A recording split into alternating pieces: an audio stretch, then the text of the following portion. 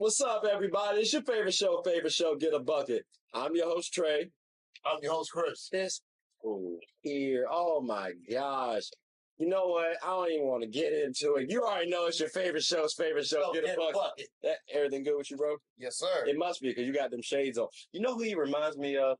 No, who does he remind me? Rich. Maddox? Yeah. Let's go crazy.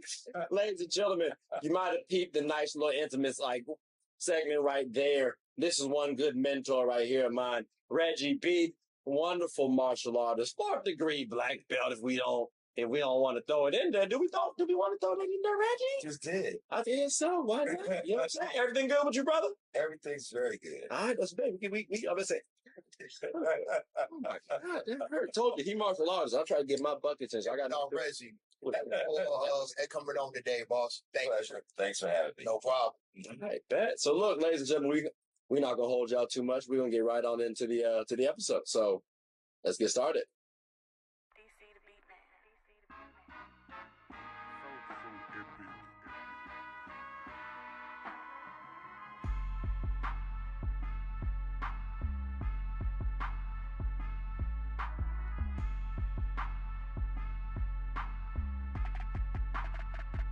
All right. So look, fellas, we've been watching some sports, right? You know what I'm saying? We've been watching little hoops, some other sports, right? But we've been watching TV too. TV is right. Yes. Wait a minute. You've been watching sports, but you've been watching TV? The sports was on TV. It's on the TV, but it's not TV. We're talking about TV shows. Okay. You know what I'm saying? We're talking about movies even. All right. We talking about movies? We talking about movies? Just a little bit. Just a little bit.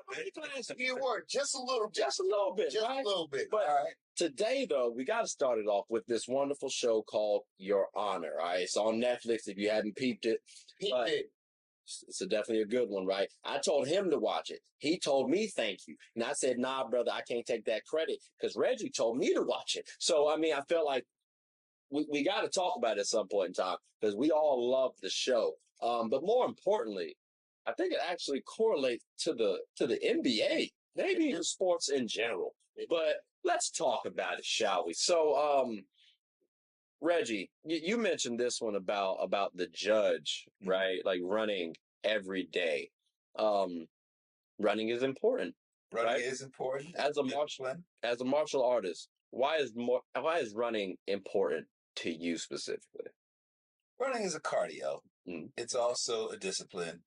And for the judge, it was something that he was able to do all of the time, and it increases that dopamine. When you're doing something every day, all the time, your body gets used to it. You start craving it and you get good at it, right? And you start building up those muscles and your body starts to just find that zone. Now, not everybody runs and not everybody's body is built to run.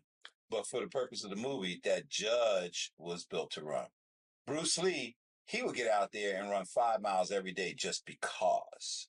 That's a lot. And when he was training with other people, he would just say, meet me at such and such a spot. And he would just take off running. Either you kept up with him or he left you behind.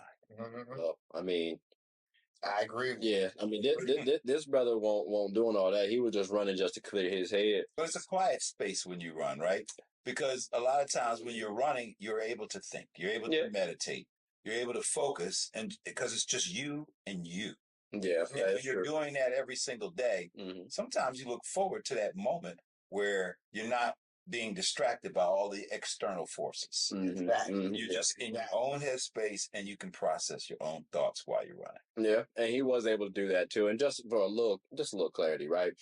So in the movie, one of the main characters, and let me make sure I get these names right? Please do. Because I don't remember everybody's name. So Adam is the young man of Michael, right? Michael is Michael Desiato, and he's the judge of the movie, and at least one of them. And so Adam is his son. He ends up hitting another gentleman by the name of Rocco Baxter, and so Rocco ends up unfortunately passing away. And so from that moment on, they had been trying to cover up that murder, essentially, right? And the unfortunate thing, on top of the unfortunate thing, is Rocco's dad, Jimmy, Yeah, he's not someone to play with. You know what I'm saying? Like you see these Blue Devils, right? Yeah, you see these Blue Devils. Remove the blue. You know what I'm saying? That's what we talking about, right? So that's essentially what the movie is, and they're trying to hide the fact that they took out Adam. And again, I mean Rocco. I'm sorry, accidentally. So with that, we were actually talking about this a little bit. Matter of fact, because you brought it up, actually, believe it or not. So I'll let you speak on the comparison sake between Adam and Rocco. Oh, they Bron and Bron. Shocked me. That was So like I can see like a comparison with like Jimmy and Bron, because like Bron is not a person that nobody want to get mess with. So he trying to put that same pressure on Bronny. Now, is Bronny and Jimmy Son, are they the same like type of people? Absolutely not. But the people are trying to hype up Bronny. So I can see like a small like a comparison into it, but what says you? so. I mean, I'm gonna take a quick little pause, right? Because we do have a guest on the show. Normally, I'd respond, but we got to make sure you get your talking time in. He do like to talk to us, ladies and gentlemen. Don't let him fool you. It's three of us here. I'm Sharon. But no, so what's your what excuse me, what's your thoughts on the comparison essentially between LeBron James and Bronny to correct me if I'm wrong, you were talking about the Baxter family, right? Yeah. So the Baxter family and I don't know. That's an interesting take. I wasn't that fan of it. Like what's your thoughts on it? Because like initially I wasn't a fan of it, but kind of hearing them, I guess maybe Braun is protecting Bronny, right? Kind of how Jimmy was trying to protect Rocco, and then eventually even his eldest son, and a little bit to his daughter as well too. If I want to think about it, yeah. So what's your thoughts? You got to look at it from all of the angles. First and foremost, father, right?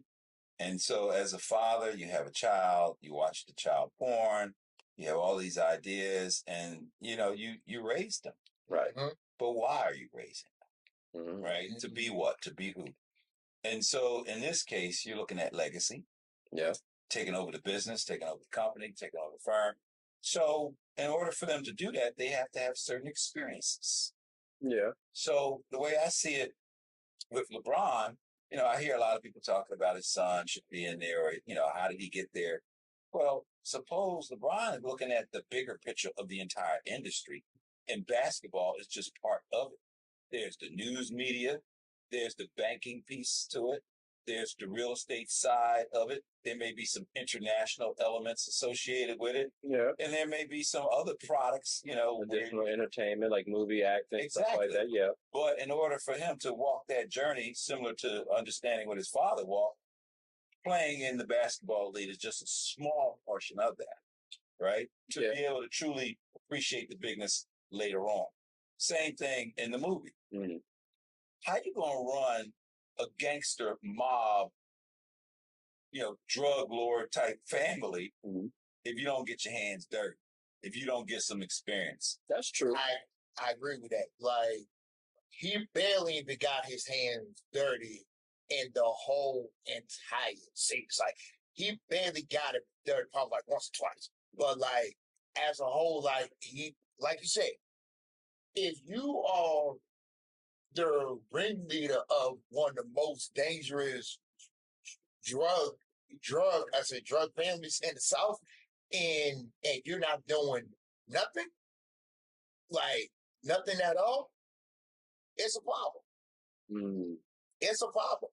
And so, from a legacy perspective, when you have two fathers, right, and eventually they're going to get old, and so now the question is, who do they leave their industry, their business, and all of their houses and cars and money and bank account and products and everything to?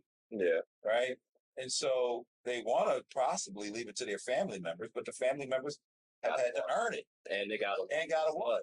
And I think it's going to be interesting too, because so we got to see we got to see him actually mature a little bit. So granted, he still made mistakes, but we got to see that maturity. Yeah. And I think for like the next season, all right, well, we get to see an additional maturity. Like we see constant character development amongst all people. Like, for example, Kane on Power. Yeah. He's grown immensely Yeah. over 3-4 seasons. So maybe we can see a similar thing with Carlo, and that ties in with Bronny as well. I think that brother is the one that maybe is being protected, right? Because he did something stupid, got caught up, supposed to be for the family. And now I also wonder, will he ultimately want the family business end of day? Same with Fia as well. Like Fia clearly wanted to get out of that family. Will we see one of Braun's kids be like that based on what he's trying to prepare? And I'm not trying to say that I hope that is out there. I'm just saying like those were comparisons of the show. Like yeah. From a comparison perspective, though, everybody has to walk their own journey. Right. Yeah. Right. But what is that journey? Is it a little journey, right? Is it a big journey? Mm-hmm. And do they even want it? So from a parent perspective, at least he's giving him opportunity. Facts. Because and not ever and let's be real too. He's giving. I mean, think about it. He's creating opportunity for his child. And everybody would do the same thing if they could. Like realistically, let's not even fake that phone. And even that whole misuse of power. I think even that comparison between Adam and Michael. I don't think it's fair to try and say that's what Braun and Bronny is doing. Because I think to some degree we have to acknowledge Bronny has deserved the right to play in the NBA. He deserved the right to be drafted. He put in that work. So at least that's my personal perspective. So I kind of hate that narrative that Bronny is the poster boy now for nepotism. I do, but I also understand it because it is. The thing is, so. I mean, because it is a business. No, it is. It's an entertainment business. It's a business. So whatever. So to that end, a lot of people don't understand the money piece behind it and what needs to be done. So as a martial artist, does knowing LeBron James is about to be on the same team as his son, does that make you, that part specifically, make you want to watch the NBA a little bit more? Me? Yeah, you personally. Me personally? Yes, sir. No. Okay. All right. That's not a knock at that, by the way. I was just a genuine question because again, it's an entertainment draw. So I do know a lot of, like, for example, Chris Paul joined the Warriors last year. To me, happy as he. But to somebody else, he might not. But with me, I'm more focused on my 1,404. Nah, yeah, I get that. But I was just asking because again, it's a significant thing. I'm not giving that many minutes up to the NBA like that because they don't give me those minutes. That's fair. I mean, we definitely ain't got no. He actually got more tick than I did in terms of NBA. We'll talk about that another day because the buzzer did unfortunately go. I'm proud of them. I'm happy for them. And anytime, and I'll say it, anytime a black man is able to do for their son, that's a big deal compared to 50 years ago. Yeah. Compared to 100 years ago, when the system and industries deliberately prevented you from doing that, right? Yep. And blocked those types of things from happening. So behind the scenes, none of us know how much LeBron James have had to fight and argue and negotiate and go to bat and do things just to get to his son to where he's at. We see on the surface the outcome, but we don't see everything that he had to go through as a father, and maybe some sacrifices he had to make. All parents make sacrifices for their children. And so, to the point about the movie, all parents make sacrifices for their children. The judge went to jail for his son. Yeah, that is true. That is true. And Baxter, he took an L for his son.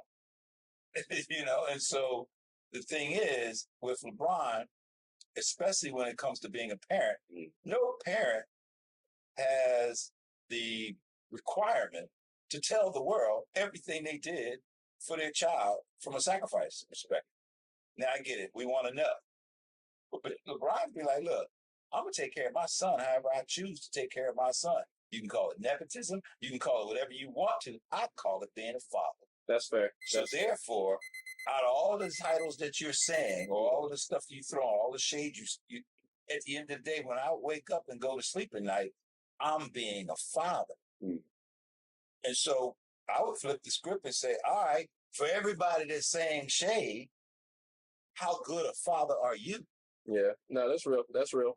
Like I said, I'm not the biggest fan of the shade that's been thrown at Bronny, but unfortunately, ladies and gentlemen, that is the time for the quarter. It actually ended. It actually ended like a minute ago, literally a minute ago. But he kept talking. I told you I love to talk. But what we're gonna do is take a quick hiatus, pay some bills, come right back. You know what I'm saying?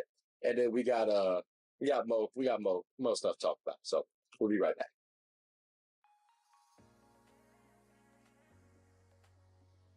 The I'm Perfectly Made Foundation believes that routine screenings can save lives and that access to these services should not be a barrier. Our mission is to promote eye health education, free eye exams, free eye screenings, and free glasses to our communities with the focus of highlighting early detection. The I'm Perfectly Made Foundation also gives individuals with low vision and blindness the opportunities to be a part of certain community events regardless of visual impairments.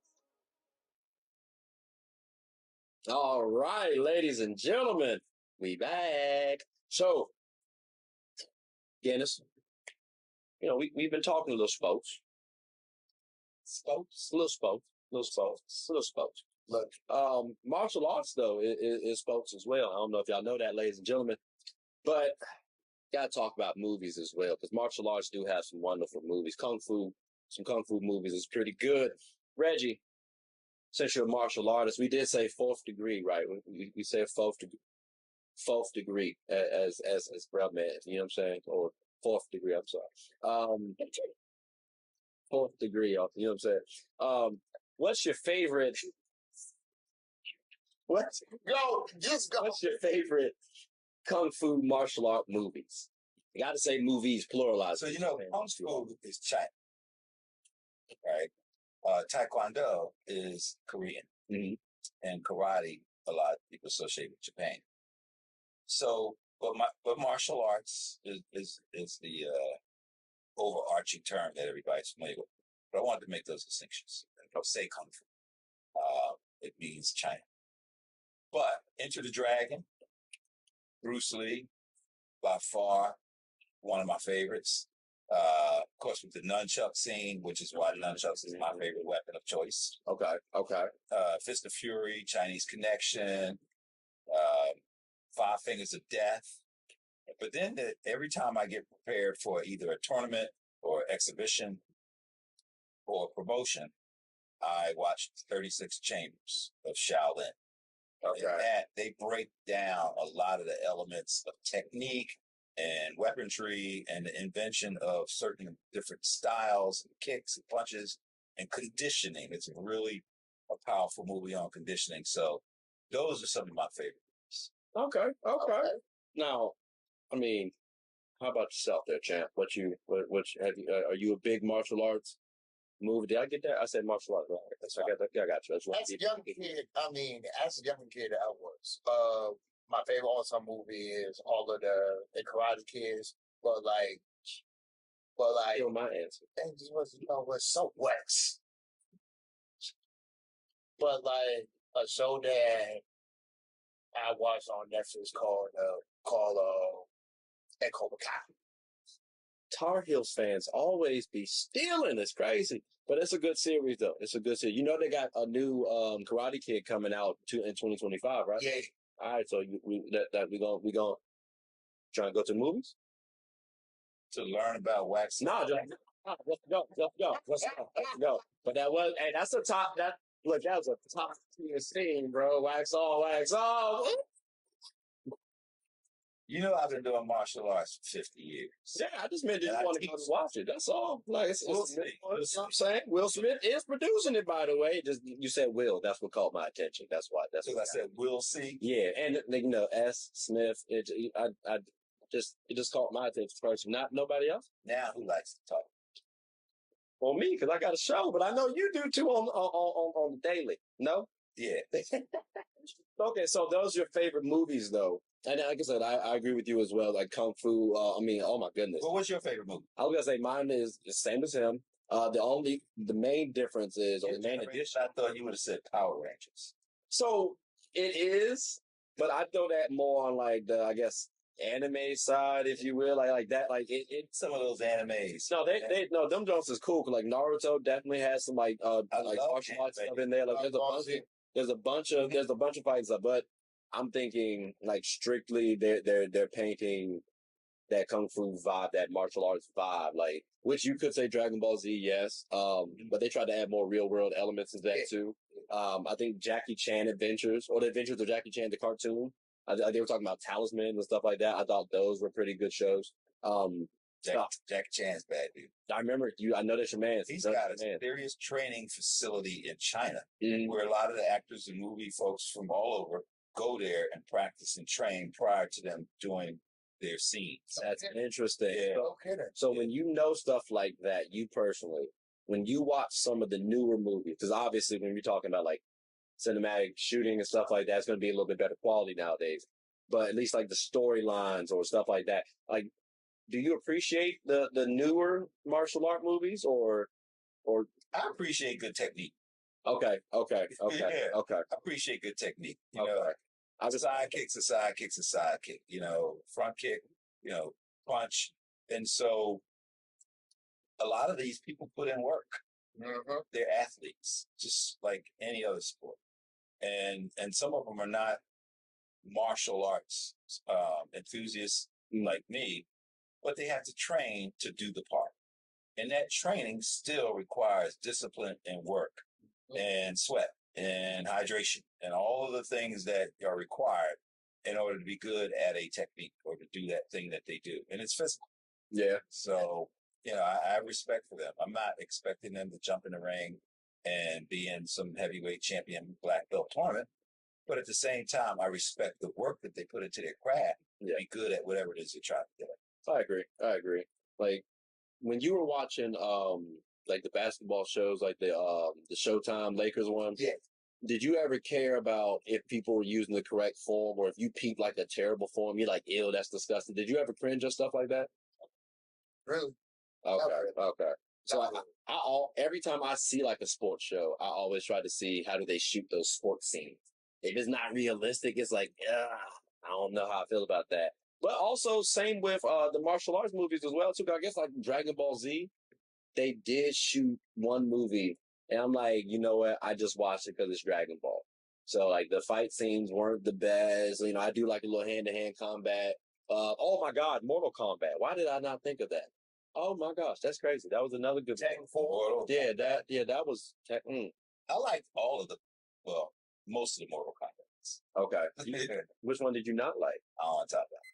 But it was more anime. Okay. All right, that's the bet. Then.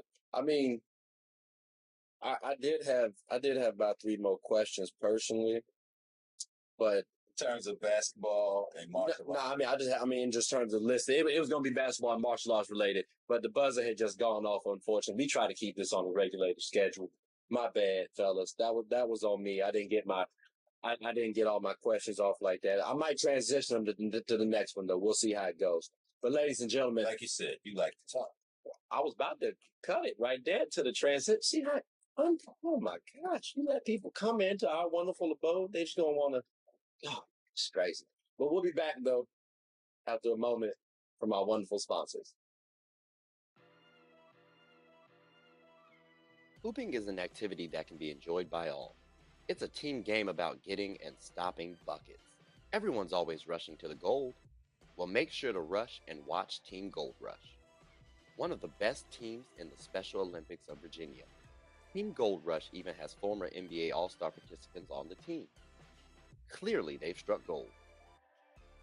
Ready to suit up and practice? I know. We talking about practice. Not a game. We talking about practice. Practice still makes perfect. So when the opponent starts hitting their shots, Team Gold Rush can bounce back due to their training. Remember, offense sells tickets and defense wins championships. Watch us get a bucket and rush for the gold. We aim to be that gold standard. So want a team where you can win and have fun? Team Gold Rush is your number one. All right, fellas, ladies and gentlemen, boys and girls. Reggie, you said something one time, talking about before your tournaments. Yeah. Right. You know, wow. All right. I don't know what you was thinking, what you be doing. Right. But you said, brother, you watched, 36 chambers before every tournament. Mm-hmm. So I'm assuming that puts you in a certain mindset. Get us hip real quick to what mindset do you get into? And the reason why I ask is because as more so basketball fans, I do have a black belt. I just want to say that. Don't ask me to do no moves. But I would like to know what's your preparation to go into a tournament, because from our vantage point, at least in basketball, it's a specific mindset you got to go into, especially if you're talking about playoffs versus a basketball game. But what's your mindset like typically going into a match? All right. So there's multiple type of layers for questions, but the last one, I'll do that one. Yeah. My mindset is it is a competition. Mm. But I don't want to be competing with the person that I'm fighting. I want to compete with my best self. Mm. Because the person that I'm fighting, I just want to annihilate them. I want to go in there and destroy them. So whatever it is that they bring in the ring, kicks, punches, or whatever, I don't care. So I don't need any apprehension of they're better than me or they're bigger than me or they got better. I don't care. I'm coming in dangerous. I'm coming in hot. And that's my mindset. Now, I understand protect myself at all times. I'm not coming in reckless. Okay. But when I punch, I'm going to hit you so hard. When I kick, I want to kick you out the ring. When I look at my target and your head is my target, it's like hitting the ball off of a tee on a golf course. Mm-hmm. I'm going to take you out. And that's my mindset when I'm in the ring. Now, because you mentioned golf, and I do golf, ladies and gentlemen. We've talked about this just a little bit, right? When I swing at the golf ball, if I swing too hard, I'm going to mess up. So just to be clear, if I put, is there the same thing about too much focus in martial arts? Because again, so if you swing too hard, you're gonna mess up. Tiger Woods wouldn't say that because he's got a lot more experience than you, have done a lot more swings. But that's an amateur mindset. I don't get in the ring as an amateur mindset. Okay. But you just said if I swing too hard, I'll mess up. No. Now I've kicked, I don't know, hundreds of thousands of times. Mm-hmm. Maybe you haven't swung a golf club hundreds of thousands of times. Oh no, I have, because you gotta, if you're swinging at the golf ball, you're actually going to mess up as opposed to swinging through. So that's what I'm saying. If I'm trying my best to hit the ball as hard as I can, I'm not going to work on technique. That's too much thinking. I am the weapon. I'm not thinking about how to kick. I'm not thinking about how to punch. So a secondary nature to you. I am the weapon. It's just I'm in a whole different zone. So I'm not thinking about I'm kicking too hard or kicking. None of that is even a thought. I'm just looking at my target and I'm about to eliminate it. Oh, period. Okay. So it's not a how hard or how soft or over kicking or whatever. No, I've done that for the past 30 years, 40 years. That's no longer in my system to think about. Okay. It's like punching. I don't have to think about how to make the proper punch. Right. Or how to connect properly. So it's just secondary nature to you. When you go, you're not overanalyzing, you're not overthinking stuff.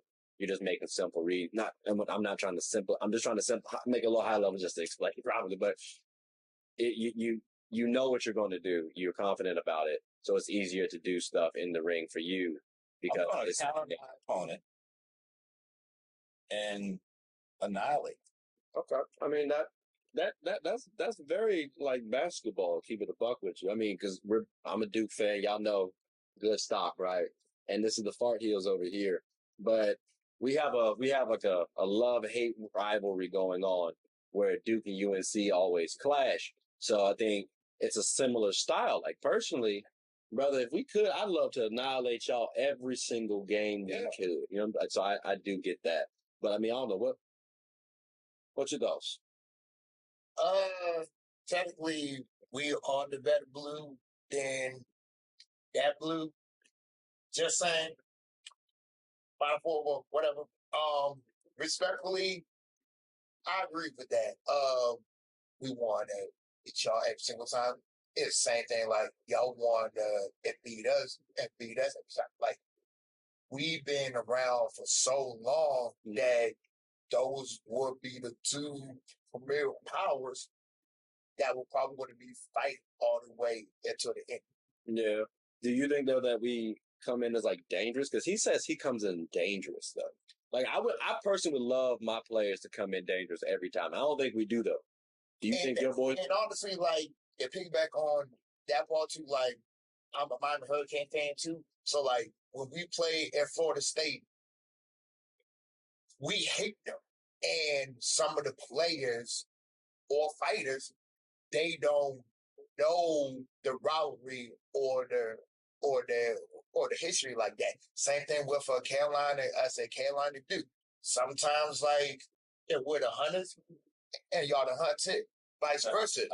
Y'all could be the hunters and we could be the hunted. So like it literally just like that. It's literally just but I'm never pret. I'm always predator. Okay. And so when I step in the ring, I don't even have prey in my mind. Can't someone view you though as prey too? Like okay, like that's my goal. Because you could be talking. They can view you as that, but I'm not. You're not that. I'm not in their head. Okay. So how would I know, and why would I care? I get that. It's just like when my Red Sox beat your Yankees. You know what I'm saying? Y'all, like, we got y'all. Y'all in it. We ain't y'all hit. We good. Do you think LeBron James thinks about every shot that he takes, or does he just shoot because that's what he's? I think he does. I think he does actually shoot. I think both shots. I think he does. Personally. Now again, not every single jump does he shot. Think about his fingers and all of this other stuff and all the techniques and all of that. I mean, does he process all those different things, or is it just second nature? I think he's processing it personally. Like again, there's second nature. Like his shooting mechanics can be second nature, right? But like he still got to make sure. Okay, well, am I on balance? Is this the right shot? Other stuff. That's also what I'm saying. I think he is. But that's just like I got to deal with my opponent, right? But it would be hard. Like it would be hard for me to think Steph Curry doesn't process his shot as well. Like not every single aspect of the shot. But like certain things you have to, because it's part of the skill. Like I know if I have my hand placement right here, all right, when I come up, follow through, oh, it's good. You know what I'm saying? Like I have that skill aspect to rely on. But I'm not saying, okay, well, this pinky comes off at this point. Like not like that. But he does, yeah. So that's why. But okay, all right. So you're coming in dangerous. We want our players to come in dangerous. That'd be a little nice. Side note. What if they came in soft? And honestly, well, I mean that's a perfect question for a light blue team. Nervous and apprehensive. I mean, the soft blue team should speak to this. They're right? gonna lose. They're gonna lose. You come in there soft, nervous, and apprehensive before the buzzer or bell or the whistle even start. You shouldn't even be in there. Facts. I've seen that happen in the ring where I'm like, that person's about to get hurt. They shouldn't be in there. This is a fight. No. And they're not bringing their fight with them. No, in fighting, right? Because we talking about dangerous. So I got to ask before we close. Is there a deadliest form of martial arts? I looked it up, but I don't know, one, how to pronounce it, and then two. So, I don't want to say or label any form of martial arts as the deadliest. Okay. Because even that style that you mentioned, first of all, that style is not 2,000 years old. So it's a baby. So therefore, how can it be the deadliest, right? Because the foundation of martial arts, is where a lot of this stuff comes from. And so that's a whole different discussion. But at the end of the day, you're saying this martial art's better, this martial art's better, this martial art. If I can punch through a concrete slab and you're skull is softer than a concrete slab, and I hit you, all right, it doesn't matter what style it is. The only thing matter is how effective I was. Yeah, no, that's fair. You know what's crazy? Because when I look, it's Krav Maga, right? Go ahead. And so when I was looking it up, I was like, because it didn't make no sense. I didn't know what it was, but it's an accumulation of other, I guess, martial arts styles, and it made me think of, well, you just said something there. If I hit you with this one punch and knock you out, that's effective. So when we're thinking about the old school game, first, all this new age stuff, like all these crossovers, all these D3s, they weren't doing that back then, but they were effective though.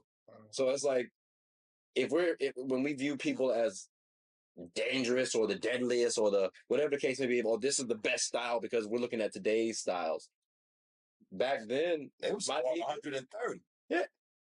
Not efficiently though, but like they not that a little bit. I mean, but it's still an effective style though, and it does need to be studied as well. But also too, you can't go through you can't get to Krav Maga unless I get to Tae Kwon Do, unless I do karate, unless I do all these basic. I don't know about that. I was saying that because that's the one I know. I like, yeah. I can't. I'm not gonna say you can't get to that without doing this. Okay. I give y'all one prime example before we close.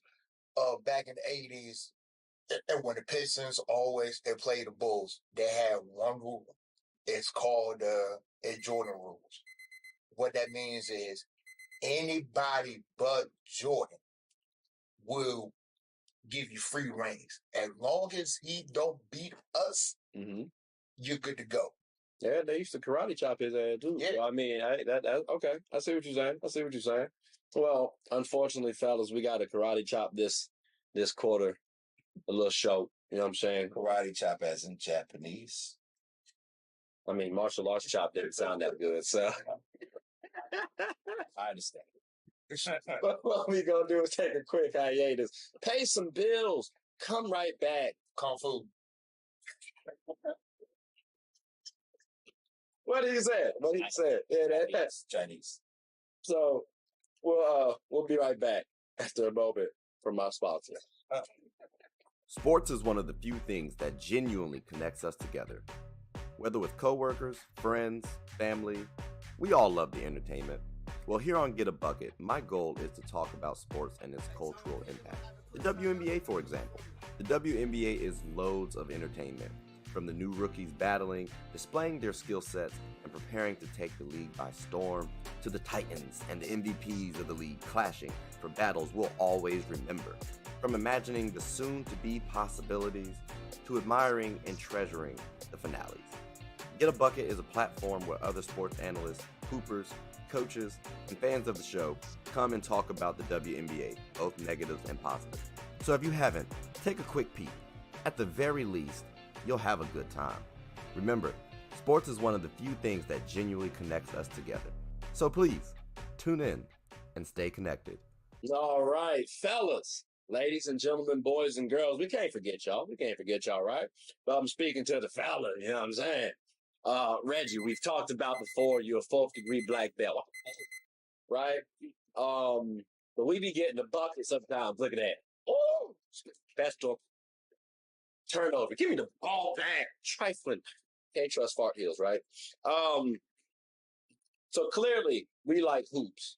We're trying to learn a little bit more about martial arts. Now, I've done a little bit, right? Just a little bit of sparring, but I forgot a few things.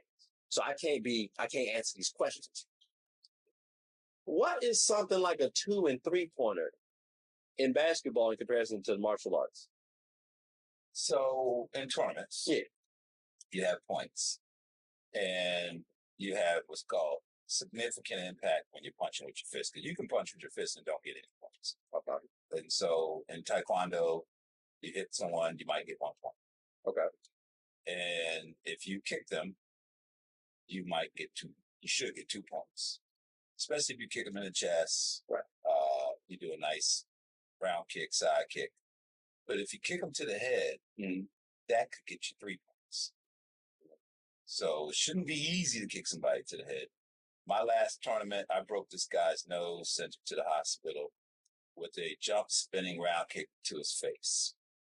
And I would have had 3 points. Well, I did have 3 points, but it also ended the fight. So that's it. Like 3 points is maybe a punch. There's 1 point, a kick to the chest, 2 points, but a kick to the head, 3 points. Jump spinning, crescent kick, 3 points to the head. Okay. What you got? I mean, you might just be rattling off basketball terminologies in comparison. You know what? I definitely do have a equivalent. What do you think is a dunk or like a layup equivalent into a martial arts? That's fair. I like that one. Dunk. Because a dunk ain't nothing you can do about it. You coming down, you dunk, it's a done deal. Try.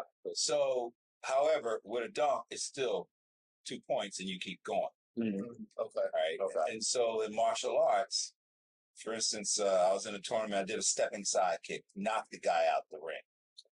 And when he came back, so that was only worth 2 points. But when he came back in, I beat him psychologically. So I gotten up in his head, right? Okay. And so to me, that was a dunk. Okay. Right? Okay. Because at that point, I had him. Now the layup is still 2 points to your point, right, about the dunk. So a layup, softer though. So a layup, a nice soft layup to me, maybe a round kick. Okay. Maybe it's still worth the same amount of points. So it's worth a round kick properly placed could be worth 3 points. Oh. But a layup, it's just a pretty shot, right? A layup. A pretty basic kick. It is. Okay. And a round kick is a basic kick, but it's nice and pretty. Okay. Okay. A layup is pretty. Okay. And you got to get in to do a layup. That's fair. You got to get in to do a layup. Okay. Yeah. I'm curious about, I was going to get a little more technical, like floaters, crazy layups, stuff like that. We're going to keep it simple though. How about, because in basketball, right, you get fouled, get sent to the free throw line. You know what I'm saying?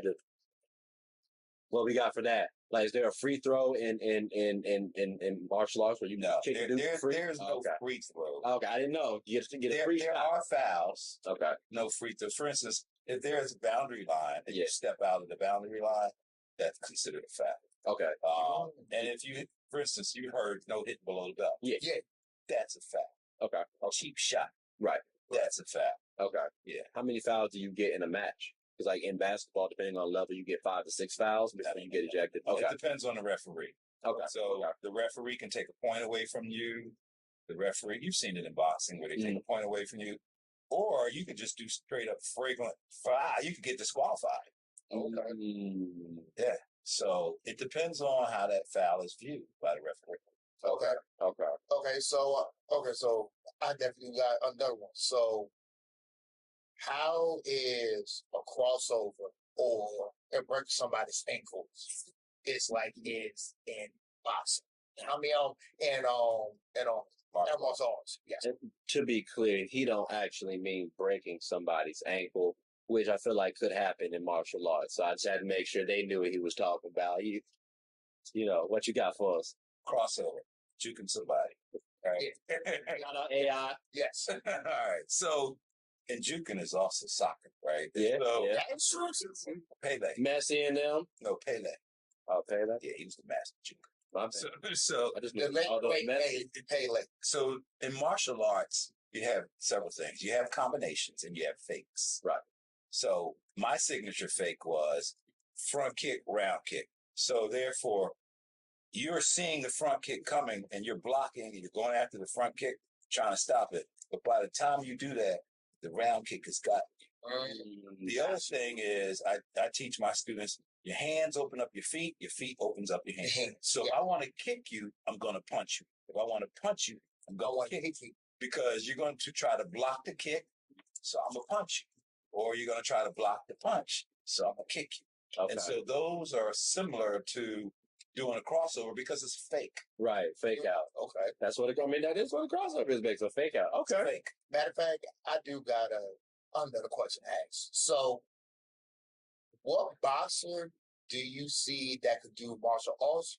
And which martial arts fighter that you can see yourself wanting to see and the boxing ring, because and that was one of my questions at that like I physically want to ask. So yes, we do have some people who have gone from like sports like NFL and basketball into the boxing and martial arts world too. So I mean, like Greg Hardy with my Panthers, he's on. He did MMA. So I mean, we got people. Yeah. So I look at MMA totally different. Then I look at that's fair. Yeah, that's fair. That's fair. Martial arts and whatnot.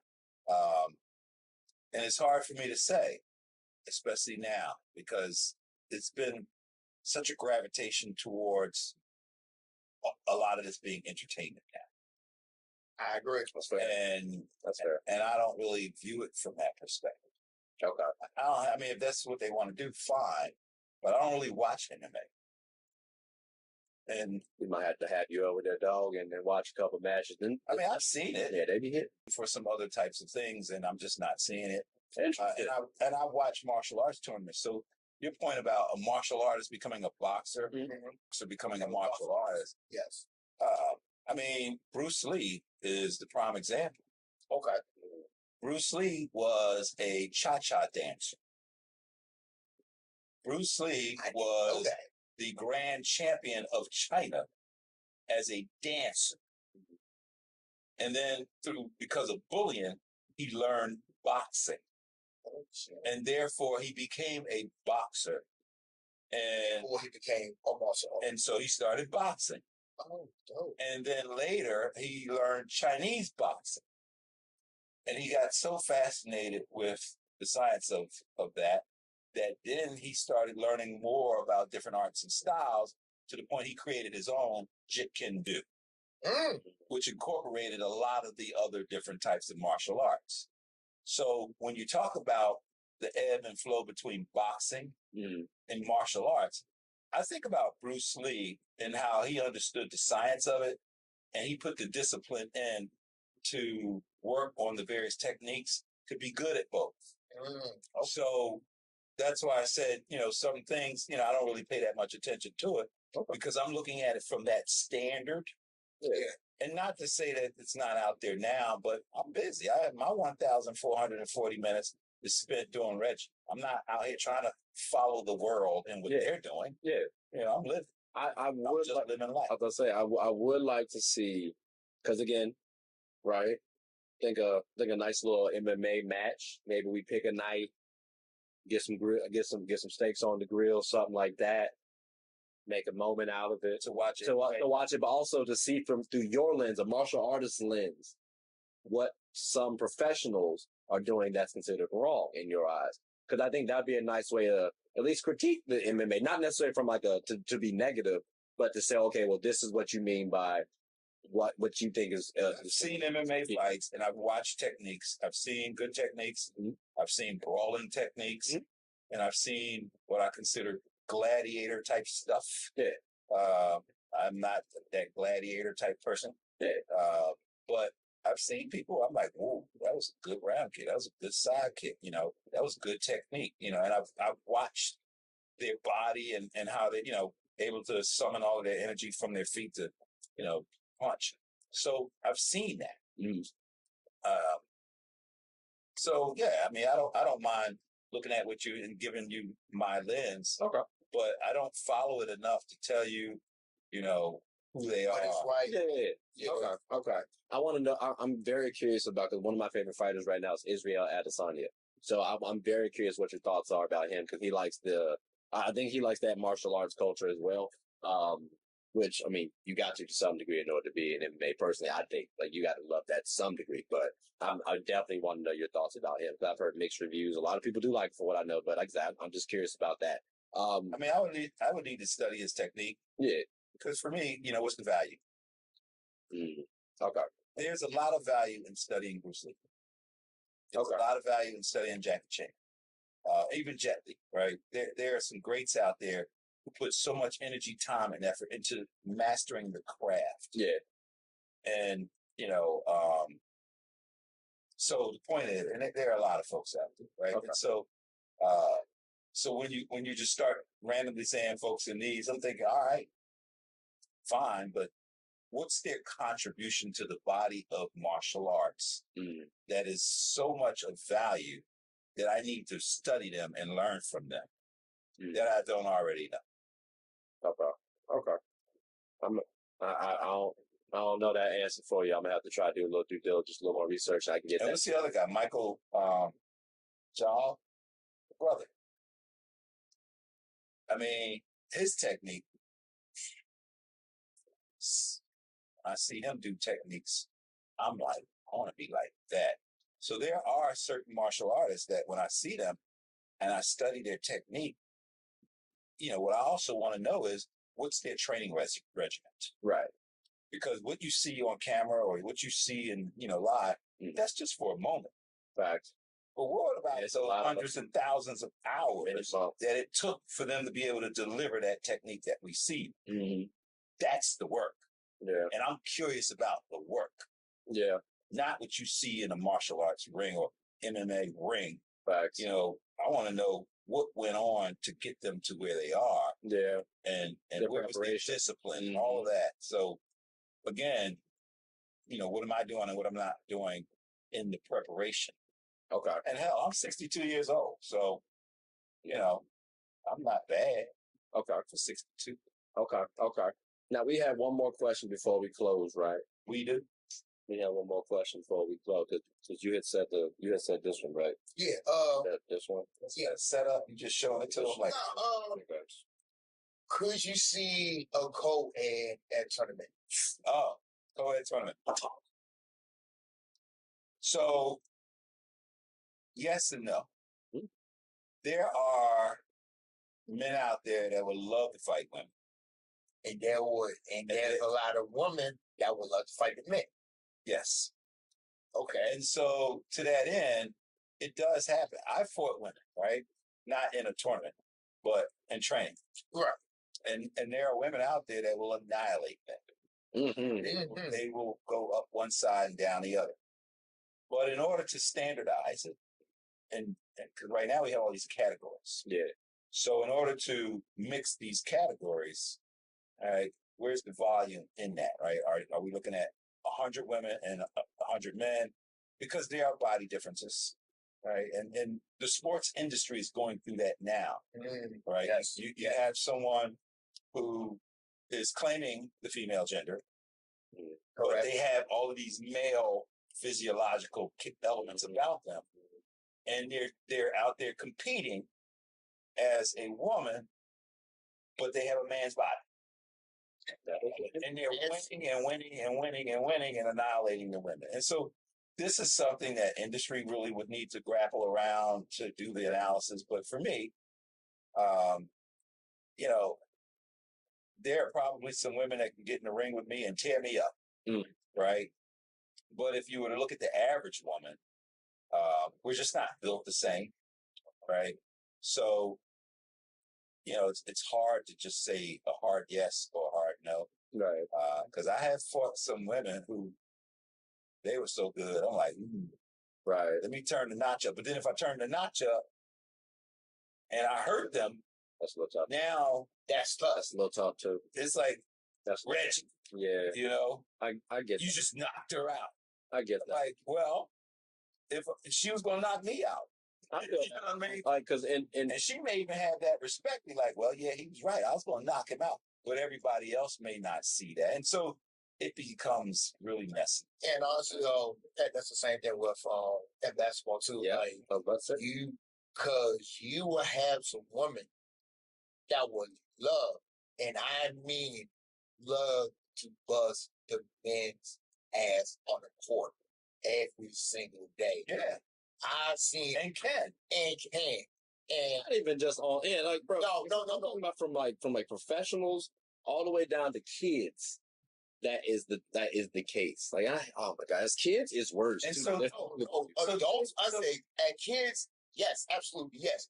Yeah, but like adults, pros, amateurs, whatever the case may be, you can see some woman that can literally give a brother some boogie. Yeah. So I think what will happen in the future is there may be a separate category that gives people an option, Mhm. right? So you can opt in. And I know when I was, when I was in the regular fighting, you could be a blue belt, and there's no blue belts in the building to fight. So you can opt into the higher belt. Okay. Right? Because there's nobody at your level to fight. Okay. If you opt down though, like that, you can't. There's no such thing as opt down. That'd be like, I'm a black belt, 4th degree. I want to fight the brown belts. No. Because I'm thinking in special case. So you just have no one to fight in for that tournament. It's a walk. As a black belt? No, I mean, like, so if I come in as a blue belt, there are no blue belts, and I don't want to opt to fight up in a higher class. Yeah. Then I just you get a good sportsmanship. There you go, little fella. Okay. But back to the woman piece, there may be a separate category that folks can opt in to because that's what they want to do. And you must compete. So they wanted to be in your category. Everybody in the category don't want them. So 10 people don't get a choice, but these 2 people get a choice. I think in the future, there'll be something like the consensus of everybody can choose to be in a particular category to opt in. So you know what you're getting into, right? You know that you're competing against somebody, for instance, steroids. Yeah. Right? So that plays a part in all sports. Yeah, but it's still an enhancement of the body.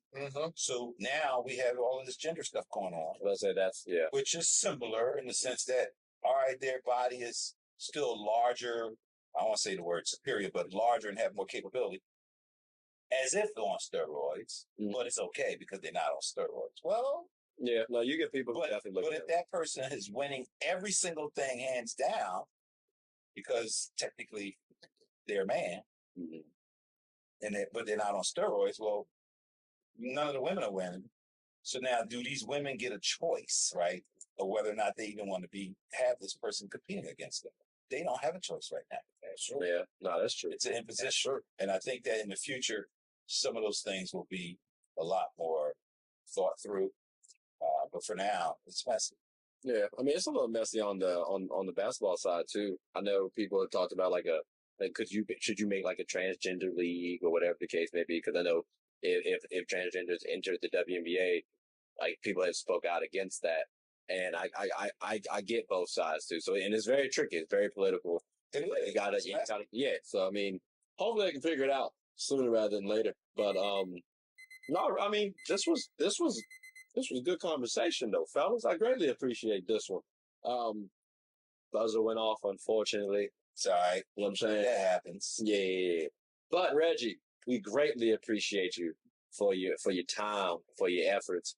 I know you were saying something about giving them your flowers. So yeah, but my brother, like, thank you for your knowledge. Thank you for your techniques.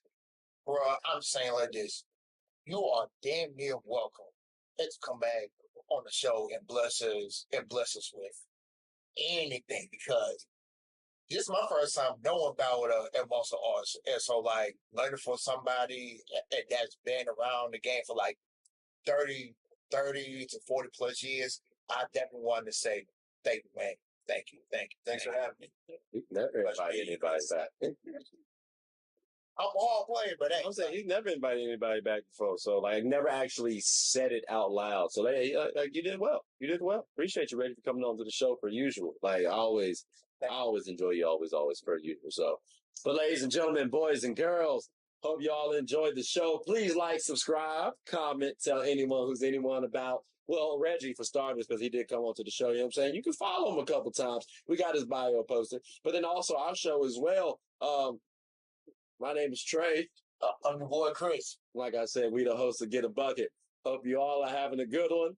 Take care.